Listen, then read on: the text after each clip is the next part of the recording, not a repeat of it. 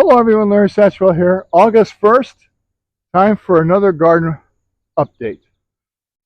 These two ladies, especially Mildred here, she's been out for about a month now.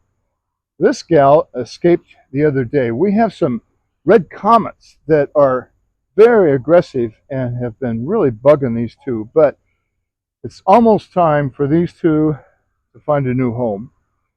They're really digging through the garden here. They've uprooted a couple of my plants here and they're just having a hard time finding food. We are in the dog days of summer. Heat index yesterday of 105 is supposed to be at least that hot today. Not much going on in the vegetable garden. In the pollinator garden here, looking great. My beautiful bird bath here has finally given up the ghost. It no longer pumps. I think I have another one from last year that I can put in there. The cardinal flowers looking great. It's just now starting to bloom. It should be really in bloom here in the next couple of weeks. More of the basil. I've got a bumblebee right here. There's a lot more bumblebees this year than carpenter bees, and last year that wasn't the case. Bumblebees are a lot smaller. I'll get a focus on that. He's kind of frozen in time up here. This is the coolest time of the day. It's still in the high 70s. I think it was 77 when I came out.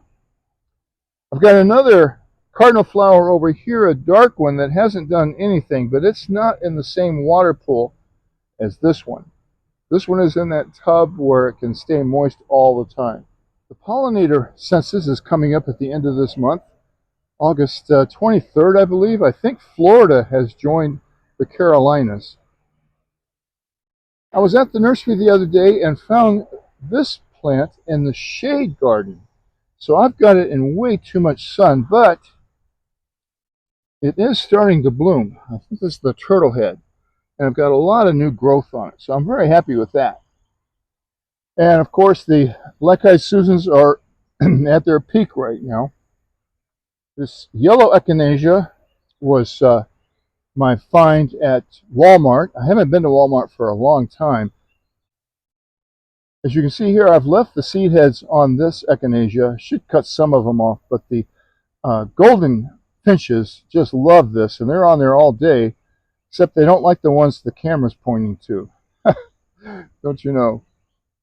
I can walk down through here. We were gone. I was gone for about a total of 10 or 11 days with travel to North Carolina to the Grandfather Mountain Highland Games, and then we went our trip out to California. 10 days is a lot of missed weeding opportunities. And so the weeds were so bad up here. I had a couple of opportunities this week to get ahead of them, but I can only work out here for about 45 minutes to an hour every morning. The Lowe's rubber terrific stuff here has been doing a good job. I did have to get a edger to edge this out because the stuff was going underneath. I've killed it here with 30% vinegar, straight up 30% vinegar, and that's doing real well. Just walking down the path here, I had a lot of this wild Bermuda. This is native to Georgia, or I don't know if it's native to Georgia, but it's all over Georgia, and the vinegar seems to be taking care of it. This sedge, though, that's a different story. This multiplies by underground roots. You can pull it every day and it'll be back the next. So still trying to get ahead of that. The problem is there's Stelladora in there, and it's really difficult. This is the Stelladora plant, to distinguish it from this one. Although the Stelladora,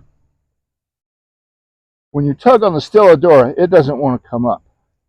Tug on this stuff and it comes up right away.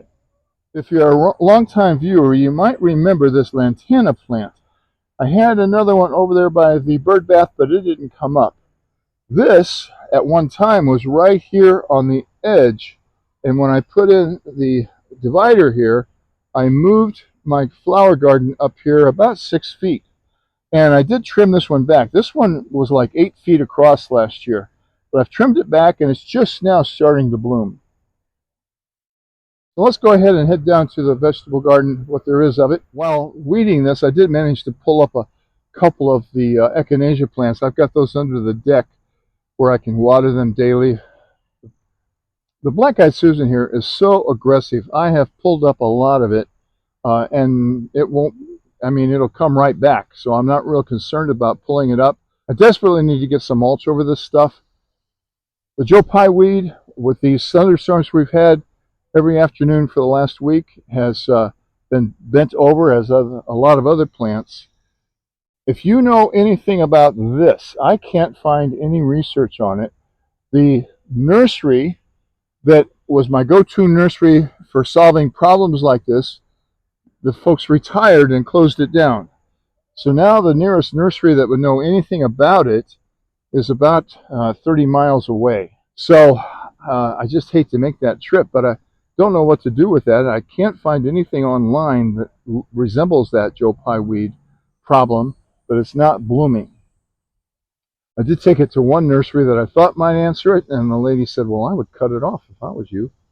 And that's about the only thing I can do. So this is my latest weeding endeavor. I was hoping that I could, this is where that mother of all mother strawberry plant is. And the weeds choked it out. So there's only a few, zoom in here, only a few of these plants left, which was a really big disappointment for me. I have labeled some. I've got the mystery flowers up here. I've got those labeled so I can bunch those together. They're kind of separated right now. I want to put those in the same spot next summer.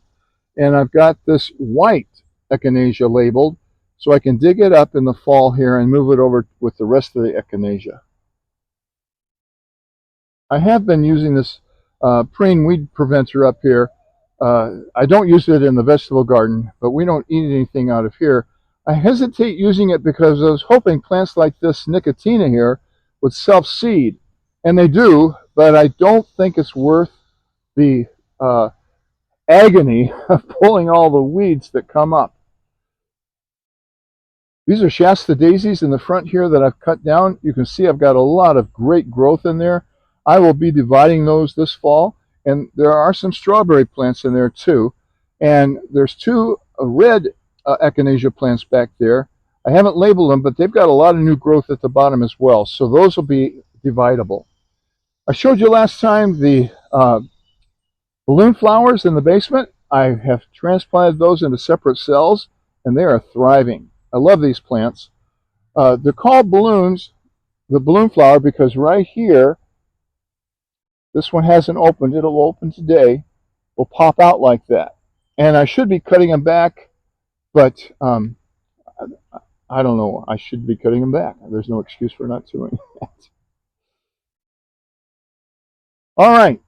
I promised you the vegetable garden. I've been using this 3-in-1 garden spray for organic gardening.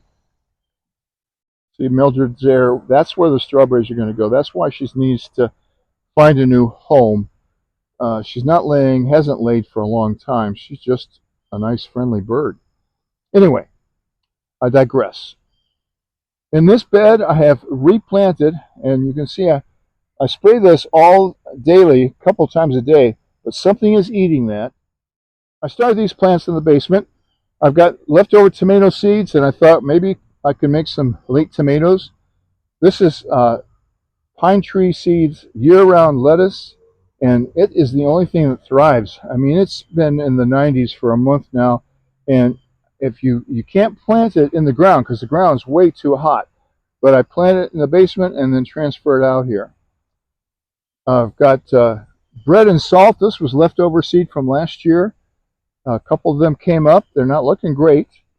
Squash is fresh seed, but again, this time of year, you really have to look out for the beetles and things like that. So I spray these plants 2 or 3 times a day with that organic spray. The big beef, this was a big beef tomato, didn't make it. Something cut it off. These are bush cucumber plants. This seed was 3 years old, and I had like a dozen seeds left, so I just planted it. Didn't think it would come up, but it did. This is the straight 8 cucumbers we've been eating on all year. Still have some blooms coming on. I thought I saw a cucumber in here yesterday. They're really hard to find. I need to get a bigger thing for these to grow on. The raspberries that I cut back last time, you see all this new growth coming out of these bent limbs? That will all have raspberries on it next year. So this one was cut there.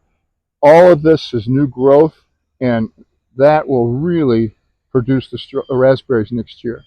I have a tree of heaven. Just notice this.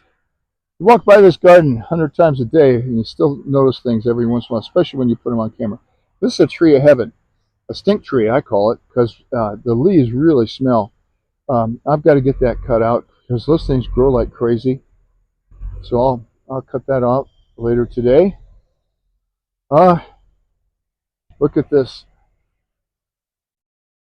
My lotus. I've had lots of lotus plants this year. I didn't think I would because I drastically reduced the number of lotus plants in here, but they have not disappointed. I also fertilized them.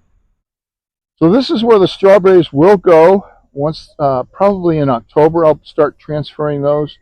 I had a few red wigglers left in my worm box, and I put them in here. They seem to be doing okay. Mildred hasn't found them. This is another squash plant. Didn't have room for it over there, but this is where the tomatoes failed. We had terrible tomato crop. Terrible tomato crop. Never had that bad tomato crop for years and years. Still getting lots of peppers. And in fact, it looks like I need to give this a little more support. The ground is so soft from all this rain. It wasn't supposed to rain yesterday, and we had 2 thunderstorms come through. I've also really cleaned up my little corner here of the wildflower garden. These plants seem to be doing well, so I left them, and these are all sunflowers that should produce a pretty good sunflower before the end of the year.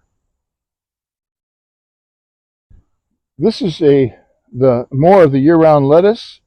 I need to get some more of that started. I think I can start other leaf lettuce in the basement right now and put them out here in 3 or 4 weeks. I think they'll be okay. But we've been eating this. We had a salad last night. And I keep the screen over here for a couple of reasons, mainly to keep the chickens out, but it also helps shade it, and I think that they do okay.